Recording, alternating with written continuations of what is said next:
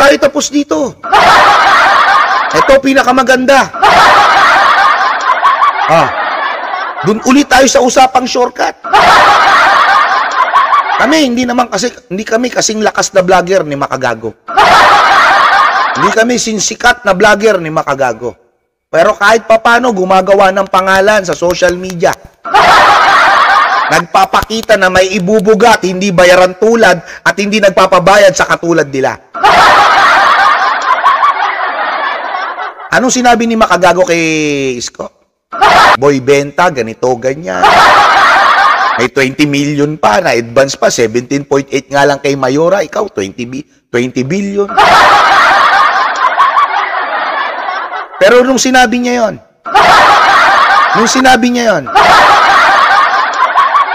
bago niya pala sabihin na, boy, benta, walang kwentang tao si Isko, ganito, ganyan, eto sinabi niya.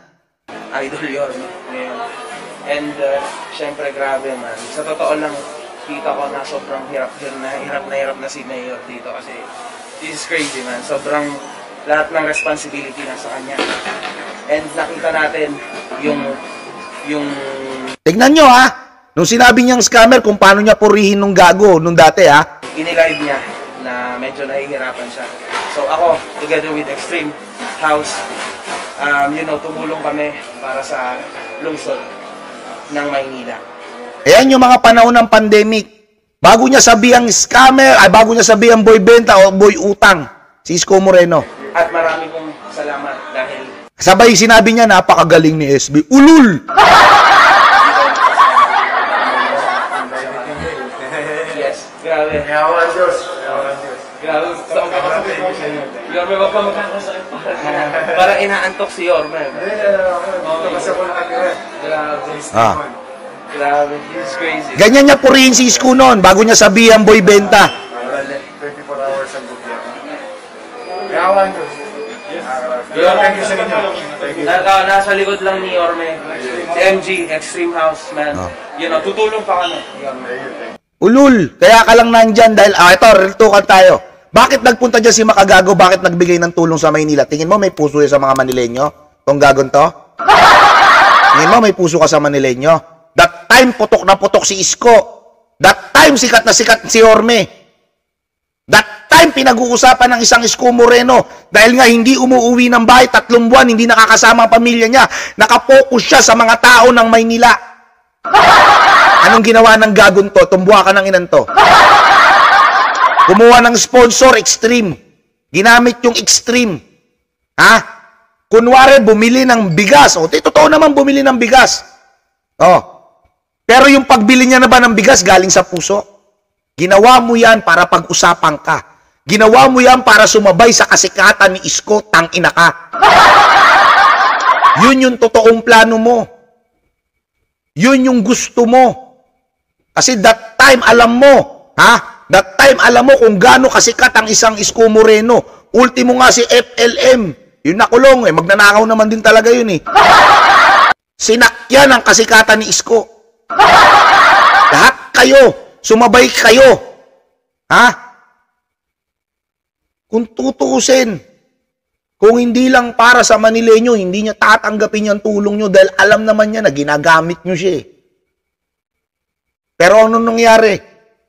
Give and take na lang kayo. Natulungan mo Manileño, ginamit mo pangalan niya. Nagpagamit siya para may makain ng mga Manileño, para tanggapin yung mga buwakan ng inandalan yung bigas, mga hayop kayo. Pero kung tutuusin, promotion yan sa Extreme na sinasabi mo at sa pangalan mo. Tinanggap ni Yorme na magamit siya ng tulad mong hayop ka. Kapalit ng ibibigay mong bigas sa Maynila, tanga. Di ba? Dumami ang subscriber mo nung nagbigay ka ng tulong kay Isko. Lumabas na mabait yung ini-endorso mong Extreme dahil nagbigay kayo ng tulong kay Isko. Pero kung tutuusin, walang utang na loob si Isko sa inyo.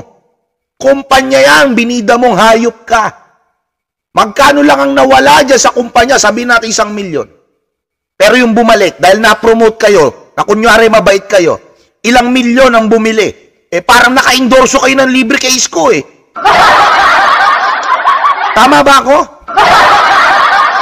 Parang nalibre kayong endorso kay Isko. Yun yung totoo.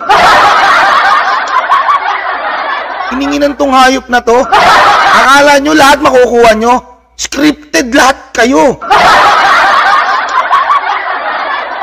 Oh, bakit hindi ba totoo? Ngayon nag-aaway-aaway kayo ni Nico David, di ba? Ngayon nagbabakbakan sila about sa bayarin. Si Nico David, yung isang baboy rin na tumitira kay Isko. Kasama nito dati. Nag-aaway sila ngayon, Nico David at Makagago, panoorin nyo. Naglalaglagan silang dalawa.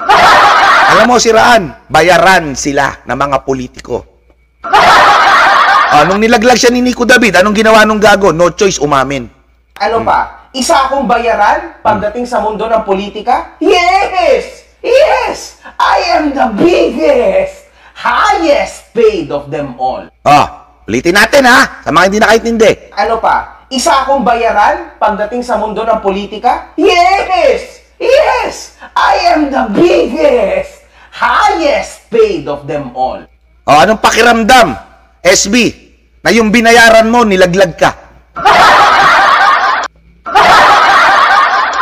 Anong pakiramdam, SB, na yung binayad mo para makilala ka, napunta sa wala? Anong pakiramdam, SB, na imbis na madagdagan, ang survey mo, ang tumaas ang rating mo, lalong bumaba? Bakit ko nasabing bumaba? Kahit hindi ka tiga Maynila, pinagtanggol ka nitong gagon. Kahit di tiga Maynila tong gagon to, pinagtanggol ka Ibinida ka habang tinitira si Isko Sabay amin, siya yung highest paid vlogger ng mga politiko. SB, anong dating sa mga tao niyan? Kaya ka inangat ni Makagago dahil nagbayad ka. Hindi sa akin galing yan. Kay Makagago.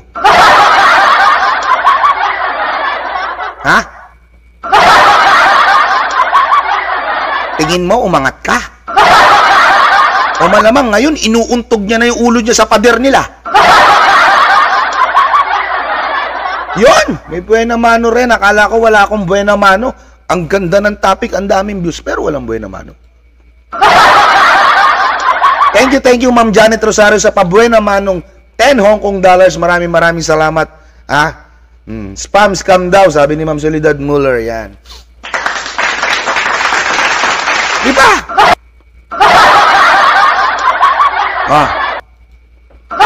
Nautukan ni Makagago? Kasi hindi mo naman kukuhain yan kung di ka na sales stock ng gagong yan. Totoo. Hindi mo kukuhain yan si Makagago at hindi ka iaangat yan kung hindi ka na sales stock yan. Parehas kayong gago. Parehas kayong scammer. Yung magnanakaw, nanakawan ng magnanakaw. May kasabihan tayo, ang magnanakaw galit sa kapwa magnanakaw. Ito, kapwa magnanakaw, iniista pa. Tinatarantado pa.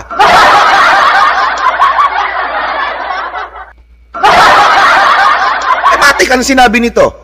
Boss, pag ako nagsalita dyan, marami akong viewers. Marami akong subscribers. Marami akong followers. Pag ako tumira dyan kay Isko, tataas ang rating mo, bababa ang kanya. Wow, ang laking tulong mo. Makagago, ang laki ng naitulong mo kay Isko Moreno. Awa ng Diyos, yung dating 11%, 3% na lang. 3% na lang. Dahil sa kagaguhan mo. Bagay ako, hindi naman ako nagagalit. Sino ba nauto rito? Si Sam. Sino ba nagasusan dito? Si Sam. Hi, Ma'am MM, kamusta? Thank you sa 200 pesos, Maraming salamat, Kuya Spencer, mega love shoutout sa iyo, Kuya Spencer, Love you, Ma'am MM. Yan, mega love shoutout po. Ngayon. Si Nico David, idinaldal si Makagago. Si Nico David, pinababagsak si Makagago. Ma'am Soledad Muller, thank you po sa inyong 24 euro. Yan ang para sa iyo. Ikaw ang number 1 tagapagtanggol kay Yorme. Salamat. Nakakatuwa naman po yung bansag yung number 1. Pero hindi po talaga tayo number 1. Masaya na po ako na isa ako sa nagtatanggol kay Yorme at solid na nagtatanggol. Pero yung number 1, mahirap pang hawakan yan.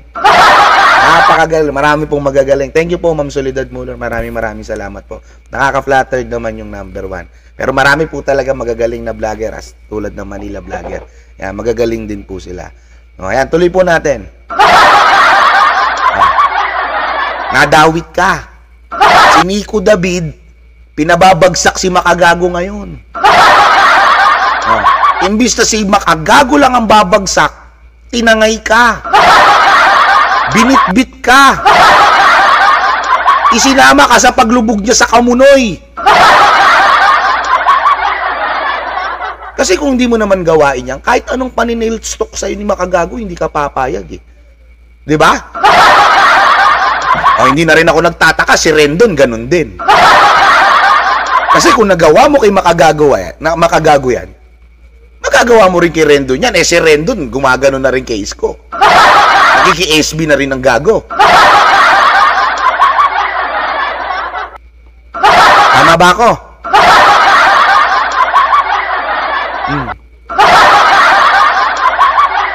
Binabalikan na kayo ng karma nyo. Sayang yung ilang buwang paghihirap mo. Si Makagago lang pala magpapabagsak sa'yo. Hirap na mahirap ka na nga makapunta sa pangalawang pwesto pagdating sa survey ng Maynila.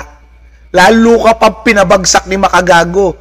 Ultimo yata si Mara Tamundong, aangatang ka na. Meron pang babaeng tumatakbo, si Mara Tamundong. Hindi lang natin natatapik kasi hindi ganong maingay.